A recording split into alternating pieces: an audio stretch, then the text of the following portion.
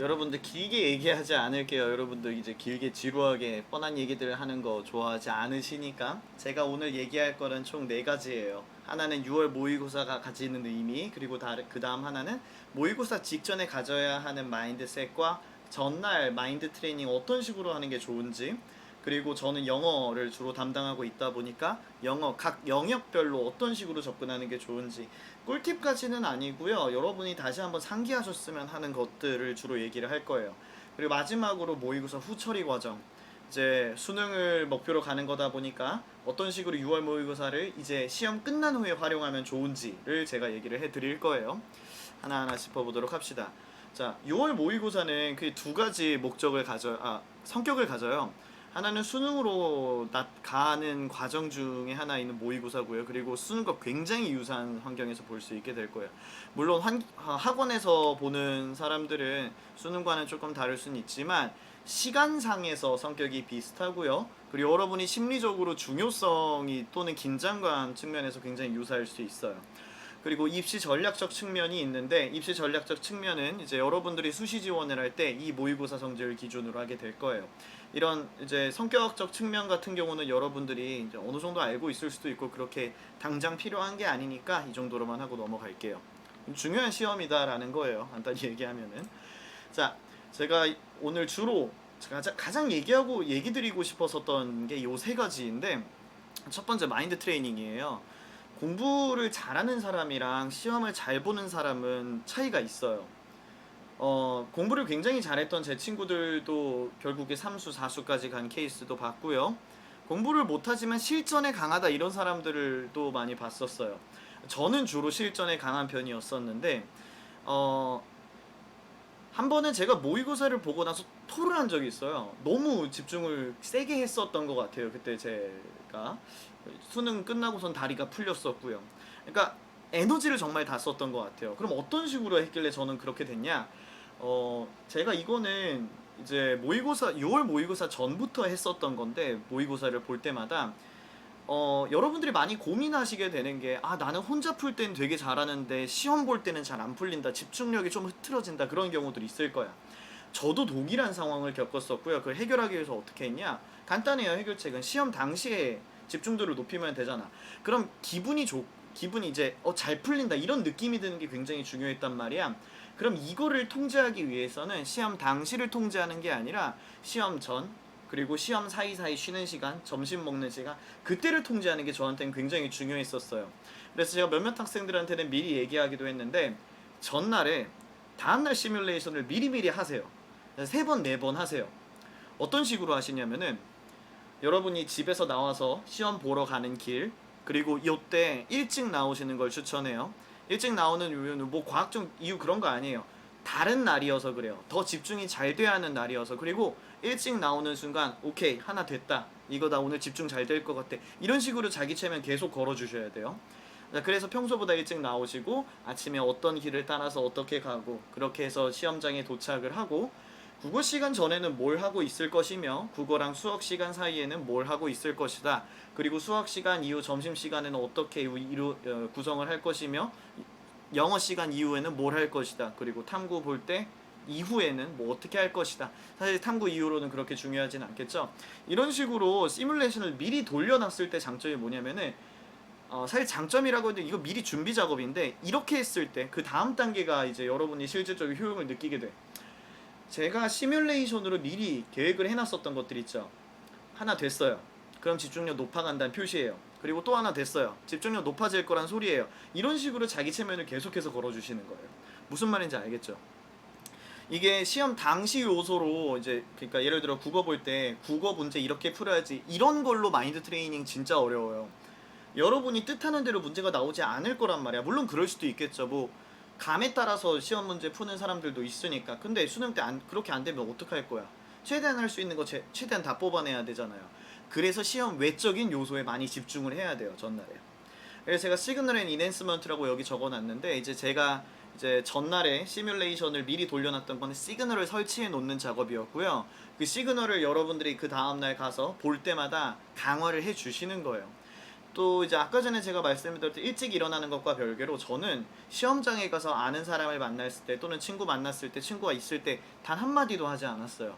그게 제 시그널이었어요. 그리고 약간 그런 거 있어요. 차분해져요. 사람하고 말을 안 하고 사람하고 말을 어쨌든 우리는 생각을 계속해야 돼요. 의식의 지향성 때문에 어딘가에 흘러나가야 돼요. 우리의 생각은 말을 안 하는 순간 지금 상황에 집중하게 되기 전 좋더라고요. 그래서 다음 시험 어떤 식으로 전략 짜놔야 되지 하는 것들 생각하기가 좋았었어요. 물론 이거랑 더불어서 영역별로 이제 국어는 뭐 예를 들어서 문학 파트 나오면은 뭐 어떻게 풀어야겠다, 영어는 듣기 할 때는 어떻게 해야겠다, 이런 것들 세세하게 전략 짜놓으셔야겠죠. 근데 그건 평소에 하셨어야 돼요. 전날에 하시는 게 아니에요. 뭐 이제 각 쉬는 시간 앞에서 오케이 내가 평소에 실수했었던 거 이거니까 이번에 이거 좀 주의하면서 접근해야겠다 하는 것들은 물론 괜찮기는 해요. 근데 평소에 되는 게 가장 좋아요. 그래서 이제 제가 첫 번째로 가장 얘기 드리고 싶었던 거예요. 시험용 자아 만드세요. 그리고 이따가 말씀드릴 건데 꼭 피드백 하세요. 이제 내가 통제하려고 했었던 요소는 이거고 그 효과는 좋았다, 또는 별로 좋진 않았었다, 다른 쪽으로 이제 마인드 트레이닝을 좀 연습해 봐야겠다, 이런 식으로. 여러분은 공부 잘하는 게 목적이 아니에요. 시험 잘 보는 게 목적이에요. 꼭 하셔야 돼요, 이런 거. 자, 그 다음, 사실 이거는 마인드셋과 관련이 되어 있는데 이거는 이제 선생님들 별로 의견차가 있을 순 있어요. 근데 저는 개인적으로 효율성보다는 정확성이 중요하다라고 보는 입장이에요. 이제 한 학생이 저한테 물어봤었어요. 사실 이제 학원 안에서는 좀 얘기를 하기도 하고 들은 사람들도 있을 거야. 저는 이제 6월 모의고사는 4개 틀렸고 9월은 2개 틀렸고 수능에선 다 맞을 줄 알았는데 뭐 그게 아니었어요. 뭐 무튼 그래서 저는 국어는 항상 100점을 맞았었단 말이야. 그래서 누가 저한테 물어보는 거야.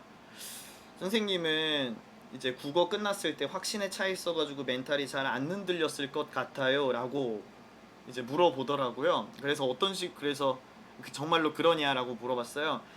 이제 뭐 물론 그거를 부정할 수는 없어요. 제가 평소에 잘 나온 거는 사실이니까. 근데 그것보다 제가 정신이 잘 안 흔들렸었게 유지할 수 있었던 주요한 그 전략들 중에 하나가 뭐였냐면은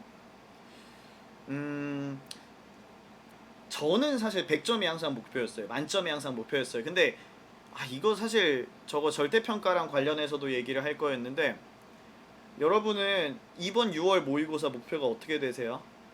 2등급, 3등급 그렇게 설정하시면 안 돼요. 여러분 실력에 난 이거 틀릴 수 있을, 이건 틀려야 될 것 같아, 근데 얘네들은 다 맞을 것 같아, 이런 식으로 셈으로 하셔야 돼요. 이번에 몇 개 틀리겠다 그러면은 이번 6월 모의고사 접근하는데 되게 간단해. 그거 빼고 다 맞으면 되잖아. 그리고 푼 거 다 맞추면 되잖아요. 이게 국어랑 영어는 어차피 지문 내에서 단서 뽑아내는 거니까 어느 정도 된단 말이야. 수학이나 탐구와 같이 개념이 필요한 경우는 그렇지 않아요. 그거는 책을 봐야지 알 수가 있어요, 어떤 경우에는.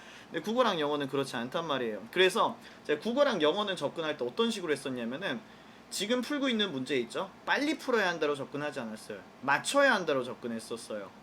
단서 찾아서 이거 무조건 맞아, 틀리면 내가 이거 딴지 걸 거야, 이런 마인드로 접근했었어요. 그러면 국어를 그렇게 풀고 나서 수학 넘어갈 때 기분이 어떻겠어요? 대부분 좋아요. 맞췄다라는 마인드로 들어가게 되니까. 물론 저도 까리한 거 있었죠. 근데 제가 까리한 게 2개가 나왔어도 이거 단선 이거고 이건 단선 이건데 어떤 쪽으로 가야 되지? 그래 이게 더 맞는 것 같아. 여기서 확신을 가졌으면 충분한 거예요. 여러분은 이제 어떤 A라는 시험을 하나 받고 이제 B라는 시험 봐요. A라는 실험만 볼 게 아니잖아. B라는 시험도 볼 거야. 다음 영역 볼 거고 영어도 볼 거고 탐구도 볼 거 아니에요. 그래서 매 문제에 확신을 가지고 푸셔야 돼요. 근데 급하게 풀잖아요. 답이 없어요. 피드백이 안 나와. 그럼 시간이 부족해서 이번에 시험 못 풀었다, 어떻게 해결해요? 시간 못 줄여요. 시간은 평소에 줄이는 거예요. 시험 당시에 줄이는 게 아니에요. 시험 문제는 맞추는 게 우선이에요. 시험 잘 보는 조건은 2가지야.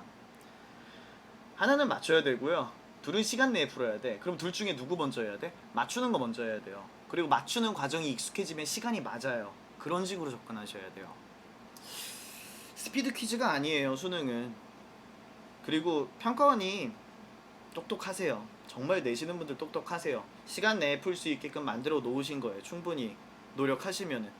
요건 이따가 제가 듣기 영역에서도 얘기할 것과 또 관련이 있어요. 이건 제가 미리 말해버렸는데 제가 그 공부할 때 가졌던 마인드셋이에요. 그리고 시험 보기 전날에도 생각을 했었고요. 저 같은 경우는 뭐 사실 자신감에 가득 차긴 했죠. 근데 이런 생각도 하긴 했어. 두 문제 틀릴 수도 있겠다. 두 문제 못 풀어도 뭐 괜찮겠다.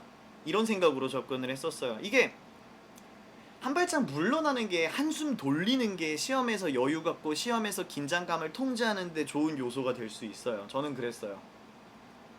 그래서 여러분들도 이번에 목표를 2등급 이제 영어 빼고, 영어는 절대평가니까 이제 상대평가 관련된 과목들 2등급 맞아야겠다고 생각하지 말고 이거는 다 맞추겠다, 또는 몇 문제 틀리겠다, 이것들 틀릴 수 있겠다, 이런 식으로 정신 잡고 들어가셨으면 합니다.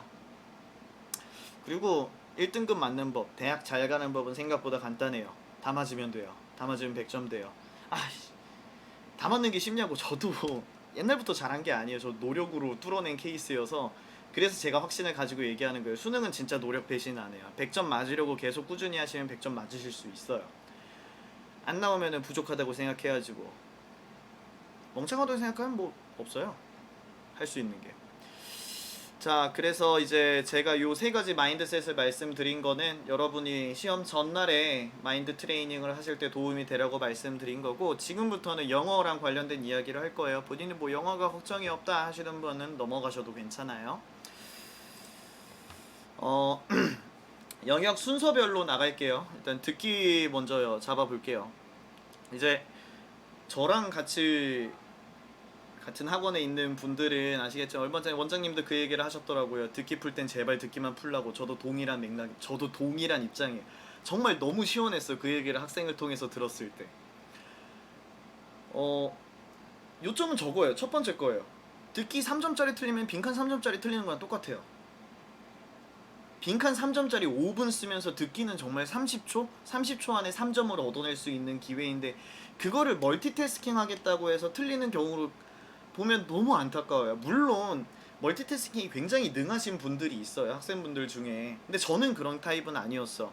그리고 멀티태스킹 하다가 맞춰가지고 듣기 넘어가는 케이스도 물론 있고, 그렇게 해서 시간을 어느 정도 확보해가지고 시험을 잘 본 케이스도 있지만, 제 눈에 더 잘 보이고 제 눈에 더 안타까운 케이스는 뭐냐면은, 멀티태스킹 하다가 이거 문제에 집중하다가 듣고 있는데 저 문제 계속 생각났다, 그래가지고 틀린 케이스가 너무 아깝더라고요. 그게 빈칸인데. 그래서 이제 물론 학생들 여러분들의 불안감 때문에 그 끝까지 이 듣기를 다른 거랑 같이 푸는 거를 못 포기하시는 분들도 계세요. 그래서 그럴 경우에는 제가 적절히 타협점으로 문제 번호 들릴 때 있죠. 1번 하는 순간 페이지 넘겨서 다시 돌아오기, 이런 정도까지만 타협이 가능할 것 같아요. 너무 불안해요, 사실. 진짜로 이제 듣기 그렇게 멀티태스킹 하시는 분들 보면은.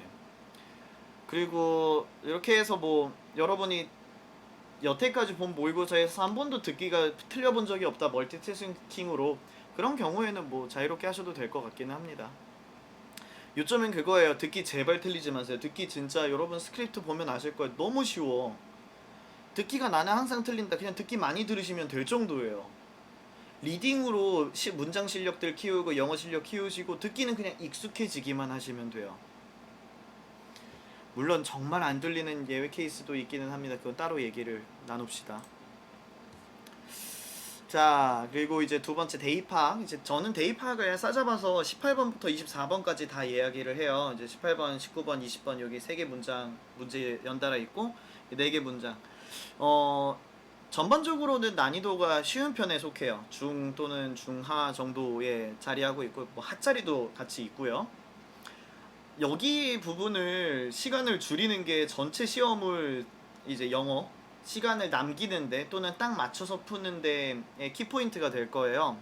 물론 이것도 평소에 많이 연습을 하셨어야 했지만, 이제 6월 모의고사 직전에 이제 어느 정도 시험 들어가기 전에 의식적으로 접근하셨으면 하는 것들 때문에 좀 정리를 해놨는데, 데이 파악이 이제 중심 주장을 파악하는 문제 유형들이니까 필자가 뭘 말하고 싶은지 잡아내는 게 제일 중요해요. 그래서 여기 두 번째 거에 잡아놓은 것처럼 필자의 의견, 가치 판단, 단정적 진술, 일반적 진술 이런 것들 있죠.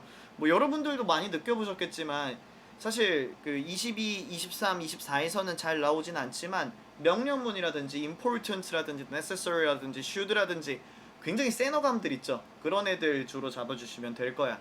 근데 물론 이건 진짜로 전날이어서 말씀드리는 거예요. 이제 정말 가까워져서 모의고사가 평소라면 이렇게 말씀드리지 않아요. 논리적으로 읽어야 돼요. 평소에는 논리적으로 읽는 연습을 하셔야 되고요. 슈드가 있다라고 해서 반드시 필자의 주장이 아닐 수도 있어요. 인 건 아니니까 그거는 유의하셔서 접근하셔야 됩니다. 그리고 이제 세 번째 요것도 좀 중요한 건데 필자의 주장인지 일반 대중 특정 집단의 주장인지 사실 이것도 평소에 연습을 하셨어야 돼요. 이거 필자가 얘기하고 있는 것이다, 필자가 좋아하는 것이다 잡으시면 그때 바로 문제 체크하셔서 돌아오시면 됩니다. 함의출은 유형 같은 경우는 이제 나온 지는 이제 꽤 된 신유형이죠. 난이도가 비교적 좀 높고요. 이 문제를 푸실 때는 여러분 조금 답답하실 때 있죠. 이거 안 풀릴 때 그냥 빈칸으로 생각하고 풀어보시는 것도 한번 추천드려요. 빈칸으로 봤었을 때 여기 앞에 맥락에서 뭐 얘는 주체 부분이 주어 부분이 플러스 얘기를 하고 있네. 그럼 요 함축 의미 들어가 있는 요 부분에도 플러스 얘기 들어가야겠다. 그래서 이 지문 전체적으로는 플러스가 이거였으니까 이거 넣어야겠다. 선지 보니까 얘가 플러스네. 이런 식으로 풀 수도 있기는 합니다. 네, 뭐 이제 깊이 들어가지는 않을게요. 그리고 대입학도 난이도가 낮은 애들일수록 꼭 맞추셔야 돼요. 단서 정확히 잡으세요. 제가 요 밑에서 두 번째 것처럼 빠르게 중심 주전 잡고 빠르게 넘어가면 좋다라는 거지 절대 대충 빨리 보라는 게 아니에요. 정말 나 얼마 전에 정말 충격적인 얘기 들었던 게 아직도 맨 첫 번째 문장 맨 마지막 문장만 보고 풀려는 사람이 있더라. 와 그거 진짜 2000년대 문제들이 그래요. 그때는 되게 논리적 글구성을 중요시 여기다 보니까 그때는 그랬어. 근데 요새는 사실 문제를 위한 문제? 논리를 굉장히 꼬아놓은 지문들 많이 나와서 힘들어요. 그렇게 못 풀어요. 오히려 중괄식이 더 많아요. 차라리 가운데를 보고 푸세요. 절대 그렇게 하지 마세요. 이제 요새 경향상 가운데가 더 주장이 많이 나오는 경우가 있어서 얘기를 드리는 거지 가운데만 보고 풀라는 소리는 아니에요. 무슨 말인지 아시겠죠? 절대 위에랑 아래만 보고 푸지 마세요. 처음부터 읽으세요 글을. 일치 불일치 얘기할 게 별로 없어요. 여러분 대부분 잘 맞을 거고 요거 틀리는 거면 문장 학습 그냥 다시 하셔야 돼요. 이걸 왜 문장 학습으로만 이야기를 하냐면은 두 번째 줄에 있는 건데 논리적인 글의 구조가 아니에요. 나열식 정보 나열식 구조예요. 글에서 정보가 나열되어 있으면 위에서 글 흐름 타실 필요 없죠. 밑에서부터 봐도 돼요. 그리고 평가원에서 만약에 선지를 1번 아직은 제가 본 걸로는 1번 선지는 없었어요. 만약에 1번 선지를 안 내는 이유가 뭐냐면은 글을 보통 위에서부터 아래로 읽죠. 1번 선지가 들어가 있으면은 그 문제를 푸는 속도가 너무 빨리 단축된단 말이야. 그래서 대체로 3, 4, 5에 있다라고 저는 이제 저는 추론을 하고 있기는 합니다. 뭐 이건 믿거나 말거나고 이제 그냥 제 개인적인 의견이고요. 어찌됐든 5번부터 4번, 3번 올라가는 게 전략적으로 더 좋은 선택이니까 그거 유의하셔서 갑시다. 맨 밑에 있는 거 유의하시고요. 일치, 빈칸, 순서, 삽입 다 2점짜리예요. 맞추셔야 돼요, 얘네들. 어법 어휘. 요거는 일단 맨 마지막 먼저 얘기를 하고 싶은데 유독 약하신 분들이 있어요. 어법 어휘를 푸는데 그래서 이제 선생님들이 이거 쉬운 유형이다 이거 먼저 풀어라 라고 얘기를 하지만 내가 평소에 이게 약했다 하면은 나중에 푸세요. 저도 무슨 마음인지 알아요. 이게 세상 사람들 다 쉽다는데 나만 어려운 유형이 있어. 그런 경우는 넘어가야 돼요. 이거는 이따가 네 번째 파트에서 또 얘기를 하긴 할 겁니다. 그리고 요 어법 문제 같은 경우는 사실 여기서 약간 꼼꼼히 배운 사람과 날림으로 배운 사람이 되게 잘 드러나는 유형인데 얘는 해석하고 푸는 게 아니에요. 특히 요새 어법 문제 트렌드는 해석으로 풀지 않고 그냥 문장 성분 파악만 잘 하시면 풀 수 있는 문제들로 내요. 그래서 1분 안에 풀 수 있는 문제들이니까 특히 여러분 이투스에 계신 분들은 메리트 어법 문제 풀 수 있잖아요. 전에 한 번만 이제 시험 전에 미리 좀 몇 번만 다시 풀어 놓으세요. 이거 금세 풀어요. 이거 시간 단축하기 되게 좋아. 그리고 어휘 문제에서 이제 제가 수업을 맞지 않는 학생들도 있을 것 같은데 이걸 보실 수도 있을 것 같은데 5개의 선지 중에서 4개는 맞아요. 그냥 맞다라고 가정하고 들어가세요. 맞다라고 가정하고 들어가다가 어라? 이 말이 안 되는데? 위가 틀린 건가? 밑에가 틀린 건가? 그런 시점이 있을 거야. 그런 식으로 유출을 하세요. 일단 맞다라고 가정하세요. 특히 1번 맞다라고 가정을 하시는 걸 전 추천해요. 1번에서 시간을 되게 많이 잡아먹더라고. 과속방지턱 마냥 되게 요거 막히는 순간 이거 틀릴 수도 있겠다. 잡는 순간 2번, 3번, 4번, 5번이 다 안 들리더라고요. 제 개인적으로는. 그래서 일단 맞다라고 가정하고 접근하는 걸 추천을 합니다. 그리고 이 4번째 거 정말 시험 보는데 저런 짓까지 하지 마세요. 이거 올바른 거 들어가려면 저거 들어가야겠네. 여기까지 생각하지 마세요. 그냥 누가 봐도 틀린 거네. 그냥 틀린 거. 이런 식으로 하고 넘어가세요. 시간 아까워요. 다음 빈칸수는 삽입. 평소에 하셨어야 돼요. 제가 뭘 말씀드린다라고 해서 맞출 수 없어요. 이렇게 해가지고 주름 접혀가지고 개수 세가지고 찍어서 맞추세요. 답이 없습니다. 이쪽은. 근데 사실 요거는 이제 아까 전에 제가 말씀드린 일단 영어는 절대평가니까 절대평가랑 관련되어 있는 내용이 좀 얘기할 수 있는 게 있을 것 같아서 1등급은 여기 있는 빈칸순 삽입. 빈칸순 삽입은 문맥 흐름이랑 요약 뺀 거예요. 이제 빈칸 4문제, 삽입 2문제, 순서 2문제 얘네들만 얘기하는 거예요. 나머지 거를 다 맞았다라고 가정을 했었을 때 여기서 6개 맞추잖아요. 그게 다 그 8개 빼고 다 맞추잖아요. 그리고 2개 틀렸다라고 가정할게요. 그냥 10개 틀렸다라고 가정할게요. 그럼 최소값이 70점이에요. 최대값이 80점이고 3등급은 기본적으로 깔고 가게 돼요. 나머지만 맞췄어도. 그리고 운이 좋으면은 이제 10개를 다 틀린다는 소리가 아니라 찍어서 맞출 수 있을 거 아니에요. 그래서 이제 평균값 75점에서 2개, 3개 맞춘다 하면은 그게 2등급이거든요. 그래서 빈칸 순서 삽입은 보통은 이제 2등급, 1등급을 노리시는 분들만 이제 학습을 하시는 걸 권장하고요. 1등급을 노리시는 분들은 안정적으로 6개 이상은 맞추셔야 돼요. 6개 이상을 나는 아까 전에 말씀드린 거 있죠? 푼 건 맞춰야 되고요. 푸는 동안에는 정확하게 풀려고 집중하셔야 돼요. 그래서 6문제들 푸시고요. 제가 푼다라고 얘기하는 건 맞춘다라는 거예요. 반드시. 그리고 2등급을 목표로 하시는 분들은 2문제를 풀어서 맞추겠다 하면 됩니다. 3등급 건을 목표로 하시면은 빈칸 순서 삽입은 그냥 찍으시고 나머지 것들이 틀린 게 없는지 단서 내가 혹시 제대로 못 잡은 것들이 있다라면은 거기에 시간 투자하시는 게 더 나아요. 그리고 이거는 그냥 팁인데 빈칸은 앞에 2문제 쉽고요. 순서 삽입은 각각이 앞 문제가 쉬워요. 이건 근데 많이들 잘 아시는 것 같더라고요. 그래서 이거 빈칸 순서 삽입 부분 문제 푸는 순서 잡으실 때 이거 얘기해드려야겠다. 여러분들도 이제 사람마다 달라요. 빈칸이 쉬운 사람이 있고 순서가 쉬운 사람이 있고 삽입이 쉬운 사람이 있어요. 저 같은 경우는 빈칸이 되게 쉽고요. 그 다음이 삽입이 되게 쉬워요. 그 다음이 순서 이런 식으로 잡히다 보니까 저는 빈칸 삽입 순서 순으로 풀어요. 그런 식으로 여러분에 맞게 또 이제 순서 배열하셔야 돼요. 그리고 추가로 또 말씀드릴 게 이거는 이제 2등급 1등급 목표로 하시는 분들께 꼭 말씀드리고 싶은 게 제발 빈칸 문제 풀 때 빈칸 앞뒤 여기서만 묶여있지 마세요. 제가 공부할 때 정말 많이 느꼈던 것 중에 하나가 뭐지 하다가 첫 번째 문장 봤는데 그때 뚫릴 때가 많아요. 첫 번째 문장 흐름 잘 잡으시는 게 앞에 맥락 흐름 잘 잡으시는 게 되게 중요합니다. 그리고 삽입 문제 같은 경우는 이제 저와 수업을 하지 않은 학생분들에게도 하나 팁으로 드릴 게 삽입 문제는 단서를 2가지로 잡을 수 있어요. 하나는 제시문의 내용으로 잡을 수 있고요. 하나는 이제 그 제시문 없이 밑에 있는 본문 선지 뚫려 있는 거 있죠. 걔네들만 가지고 풀 수 있는 애들도 있어요. 그러니까 흡사 문맥 흐름상 적절치 않은 문장 고르듯이 여기 3번 선지 앞문장과 뒷문장이 연결이 안 되는데 3번이겠다 이런 식으로 접근하는 방법도 있어요. 그래서 이제 저와 학습하시는 학생분들 같은 경우는 제시문을 읽지 않고 본문만 먼저 읽고 들어갑니다. 그러고 나서 가능성 몇 개 열어놓고 여기도 괜찮겠고 여기 어색하고 여기 어색하고 여기 어색하니까 제시문 내용 보고 가장 적합한 곳에 넣어야겠다. 선지 몇 개 걸러내고 가는 식으로 일단은 짜놓고 있습니다. 저희 같은 경우는. 그리고 이제 마지막에 비교적 쉽다라고 해놨죠. 제가 비교적 쉽다예요. 비교적 쉽다. 어려워요. 자, 흐름 요약. 이제 6, 7페이지 빈칸 순서 삽입이 도사리고 있는 그 영역에서 그나마 쉬운 문제들이에요.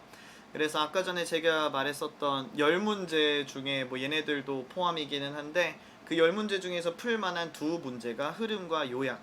이제 흐름은 문맥 흐름상 알맞 적절하지 않은 문장은 그 문제를 말합니다. 흐름 문제의 경우에는 정답 선지의 특징이 소재는 같아요. 예를 들어서 뭐 재활용을 하는 것보다 친환경 에너지 연구에 좀 더 신경을 쓰는 게 뭐 환경에 더 좋다 이런 지분이 있다라고 얘기를 해봐요. 그러면 그런 얘기를 쭉 하다가 몇 번 이제 정답 선지 같은 경우는 재활용 쓰레기는 사실 재활용 쓰레기는 경제적 문제를 가지고 있다 이런 거 이렇게 나와요. 조금 꽤나 유사하게 지금 잘 얘기했었던 것 같아.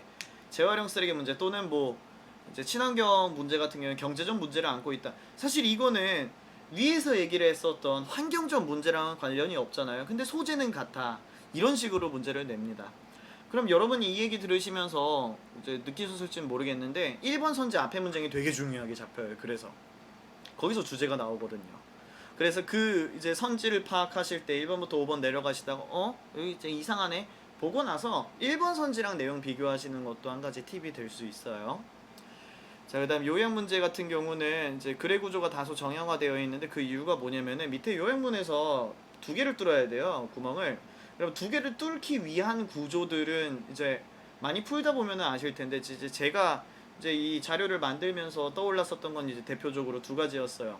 인과관계. 이제 어떠한 상황에서는 사람들은 어떠하게 한다. 그러면 어떠한 상황에 대한 정보가 빈칸 A로 들어가게 되고 이제 사람들이 하는 결과 행동에 해당하는 것들은 이제 B로 들어가게 되고 또 그런 식으로 잡히기도 하고요. 통념 비판 같은 경우에는 필자의 주장과 필자가 아닌 이제 통념이라든지 다른 사람들의 주장 이렇게 대립으로 각각의 요소가 들어가기도 합니다.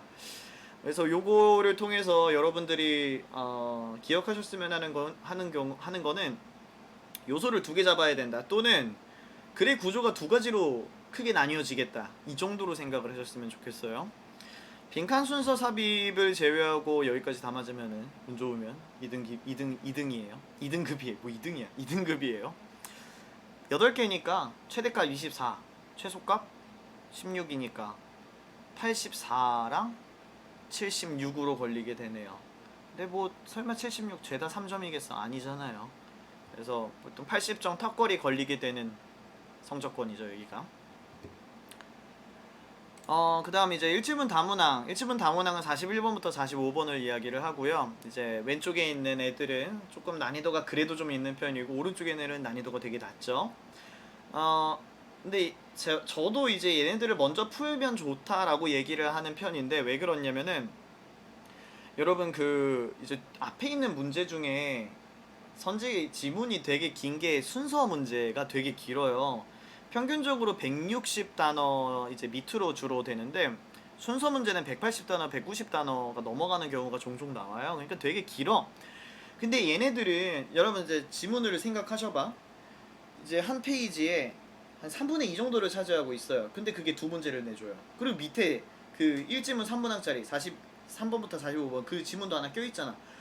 이 정도 길이, 이 짧은 길이인데 문제를 두 개 주는 거예요. 가성비가 좋은 애들이야. 그래서 고민하면서 풀어보면 좋은 애들에 속하고요.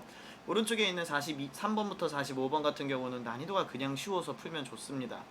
하나 팁을 드리면은 1지문 2문항 같은 경우는 보통은 두 분단이 나오고 두 분단을 이제 잘라가지고 위에 내용 정리하고 밑에 내용 정리하고 들어가시면은 흐름 파악하기 훨씬 더 좋으실 거야. 근데 간혹 이제 한 문단으로 나오는 경우가 있는데 한 문단으로 나와도 내용상으로는 보통 두 내용으로 잘리게 돼요. 그래서 위에 부분과 아랫 부분 내용 정리하고 들어가시면 훨씬 더 이해하기 쉬울 것이고 제목 많이 틀리시더라고요. 여기서 제목 문제를 풀 때도 그 두 내용을 요약해가지고 접근하시면 훨씬 더 편할 거예요.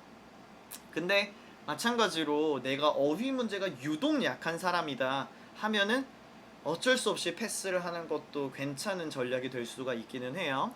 자, 그리고 일지문 3문항 같은 경우는 그 45번 문제 있죠. 일치하지 않는 것은 4개 선진 맞는 거잖아.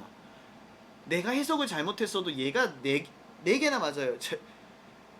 80%가 맞는 애들이에요. 그래서 이제 그 선지 구성은 보통은 A번에 1번, 그리고 B 지문에 뭐 2번, 3번, C 지문에 4번, D 지문에 5번 이런 식으로 순서로 배열되어 있어요. 그럼 우리 같은 경우는 이렇게 접근해야 될 거야. A번 읽고 45번에 1번 선지 읽고, 그리고 B로 들어가지 않죠. 우리 C로 들어가죠. C번 들어가서 2번, 3번, 4번 선지 읽고, 아 여기서부터 이거 맞네, 이거 맞네, D번 선지 보고, 이런 식으로 접근하시면 돼요. 그리고 거기 있는 지층 추론 같은 경우에는 A번 선지 읽으실 때부터 인물 체크하면서 가세요. A라는 인물은 동그라미, B라는 인물은 이제 세모, 이런 식으로 정리하시면서 풀면 됩니다. 정확성 높이는 거예요. 빠르진 않을 거야. 근데 맞춰야지. 자, 그래서 아까 전에 제가 말씀드렸던 권장풀이 순서를 요약한 건 이렇게 되고요. 이제 듣기 저는 듣기만 먼저 풀고요. 듣기만 하고요. 그 다음에 18번부터 쭈구쭈구 나가는 걸 추천합니다. 딱 28번까지만 나가고 29번이 어법이고 30번이 어휘예요. 29, 30은 이제 본인이 쉽다 하면은 풀고선 뚫고 장문 갔다가 나머지 것들 점수 올린다, 얘네 맞춰가면서 이런 생각으로 접근하시면 되고요. 어법 어휘가 어렵다면 장문 넘어갔다가 35, 40 얘네가 더 쉽게 느껴지실 것 같아요. 제 예상컨대. 그래서 걔네 풀고선 이제 나머지 얘네들 맞춰가면서 점수 올린다 라는 생각으로 접근하시는 게 마음이 편할 거예요. 물론 이제 제가 말씀드리는 거는 권장사항일 뿐이지 필수사항은 아니에요. 여러분이 여태까지 공부해왔을 때 알아차리신 것들이 있으면 그에 맞게 새로 짜시면 돼요.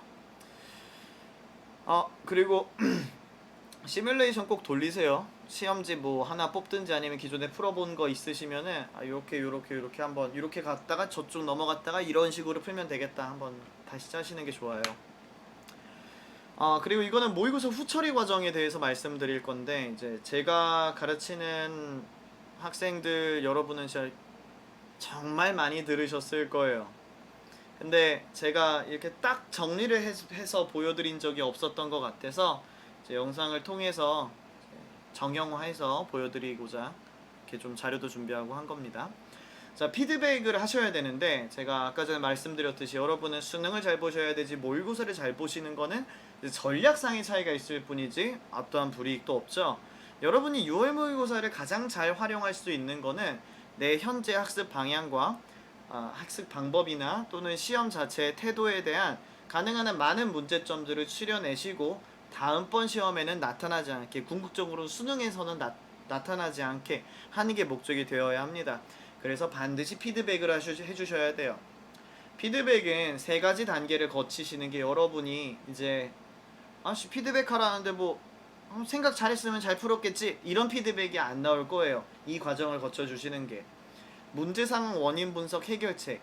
이제 잘 문제 상황을 꼼꼼히 하실수록, 그 다음에 원인 분석을 꼼꼼히 하실수록 해결책을 뽑아내기가 되게 쉬워질 거예요. 문제 상황을 이제 틀린 문제들은 뭐 당연히 그렇겠죠. 시간 부족해서 틀린 문제들도 있을 거야. 근데 그 문제가 문제가 아니에요. 그럴 경우에는 풀었는데 오래 걸린 문제들, 풀었는데 틀린 문제들이 이제 대체로 문제로 잡히게 돼요. 그래서 걔네들은 그 문제들을 피드백을 해주셔야 돼요. 더 빨리 풀 수 있는 방법들을 잡기 위해서. 그리고 시험 전반적인 집중도 문제나 이제 시험 흐름이라든지 그런 것들도 문제상으로 잡힐 수 있는 것들은 같이 좀 따로 분류를 해 놓으셔야 될 거예요. 그리고 원인 분석 같은 경우는 여기 정리되는 거 있으니까, 이제 내가 이거 왜 틀렸지? 내가 시험 당시에는 어떻게 생각했지? 해설지엔 이렇게 나와 있거나, 또는 선생님은 이런 식으로 푸셨는데 다음엔 어떻게 해야지 이런 식으로 풀 수 있을까 하는 게 원인 분석에서 해결책까지 나아가는 과정 전반적으로 이제 방금 전에 예시를 하나 들어주신 거예요. 예시를 든 거예요. 저를 높여버렸죠. 자, 피드백 범위는 이제 저도 실제로 제가 공부할 때 썼었던 거예요. 시험 전반, 이거는 제가 아까 말했던 마인드 트레이닝과 관련이 있는 부분이에요. 기성부터 시험까지 이제 각 쉬는 시간, 그리고 각 시험 집중도, 그리고 각 시험별로 전략들은 난 이렇게 짰었는데 그게 어떻게 잘 운영이 됐었는지, 그리고 시험에 특이사항이나 변수는 없었는지, 있었다라면 잘 처리가 됐었는지. 저 같은 경우에 듣기 할 때 누가 기침하더라고요. 정말 화나더라고요. 뭐 무튼 그래서 이제 뭐 점심시간에는 어떤 식으로 운영했었는지 그런 것들. 또 이제 문제 상황, 원인 분석, 해결책 나눠서 접근해 주시고요. 영역별로도 해주시고 문제별로도 해주시면 됩니다. 그리고 요거는 이제 과목별로 나타나는 피드백 해결책의 특성이 좀 다른데, 국어 같은 경우는 여러분이 한국어를 모르지 않잖아. 근데 문제에서 원하는 단서를 잡는 거를 잘 못해서 그런 게 그 문제를 틀린단 말이에요. 그래서 대체로 저 6가지 있죠. 저기는 6가지가 주로 피드백으로 나오게 될 거예요. 지문 이해를 제대로 못했다, 또는 지문을 너무 느리게 읽게 됐다, 또는 문제 유형이 나는 이런 게 주로 약한 것 같다.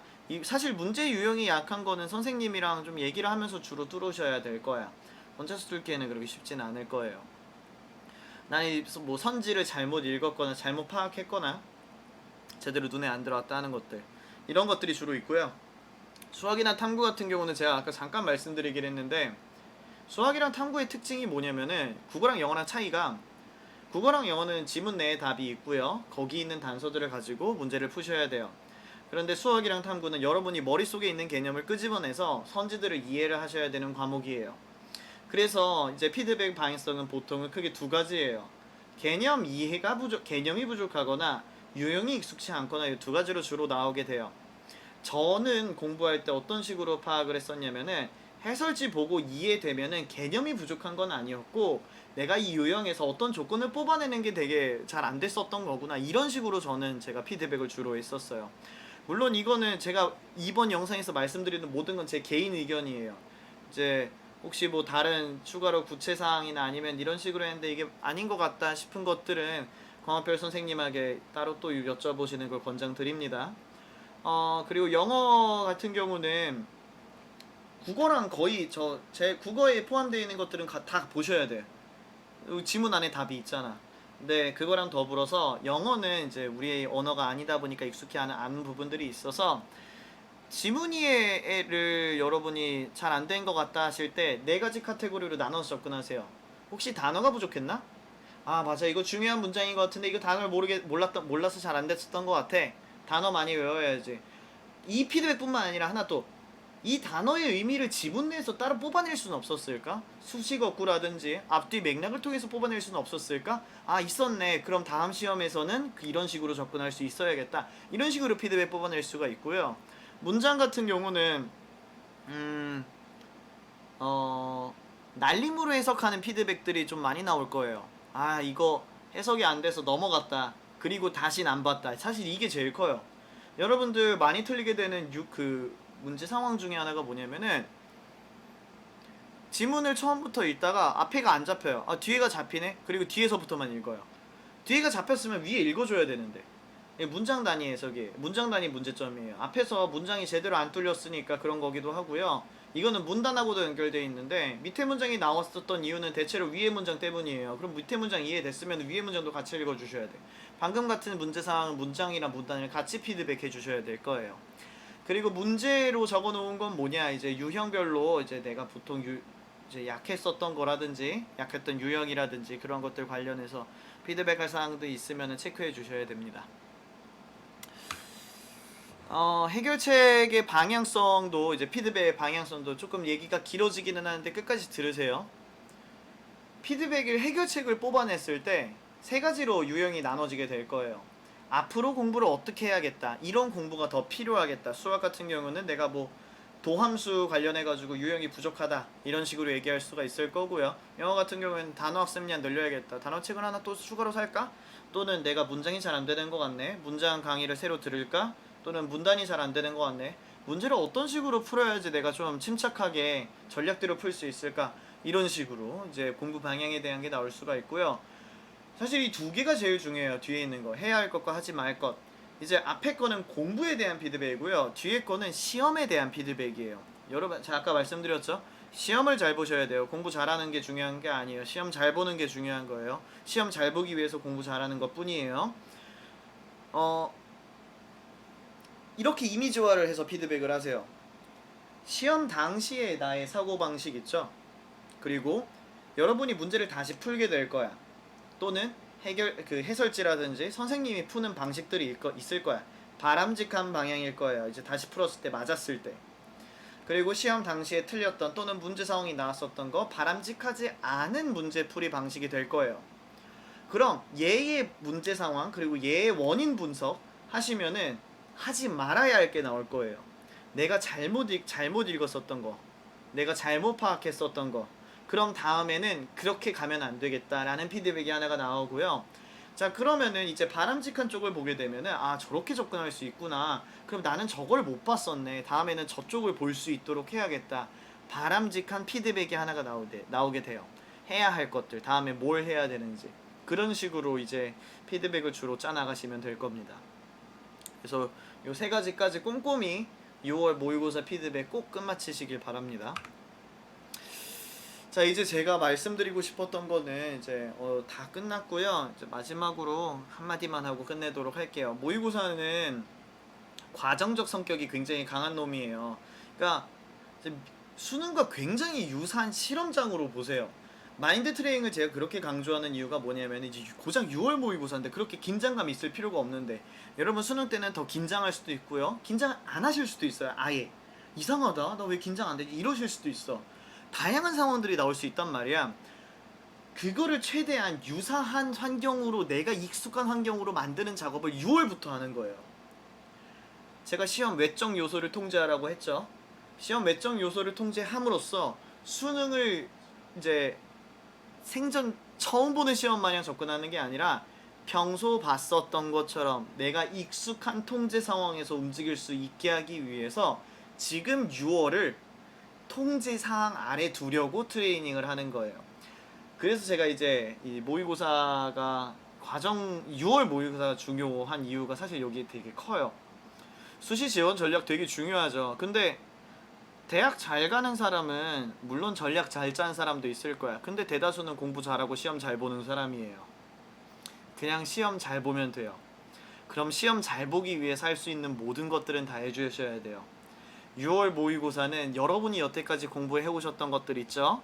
그리고 이제 수능에 나타날 수 있는 모든 돌발 사항들 있죠? 그런 거 제대로 잘 녹아내고 잘 대처할 수 있는 시험이 될 겁니다. 최대한 효율적으로 최대한 많이 뽑아내시길 바랍니다. 이제 얘기가 많이 길어졌는데 이제 그래도 제가 생각했었던 분량대로 나왔네요. 이제 추가로 궁금하신 점은 이제 댓글로 남기셔도 되고요. 아니면은 그냥 저랑 이제 실제로 볼 수 있는 분들은 실제로 얼굴 보고 질문하시면은 이제 답변해드리도록 할게요. 9월에는 안 만들어도 되지 않을까? 이걸로 퉁쳐도 될 것 같은데. 봅시다.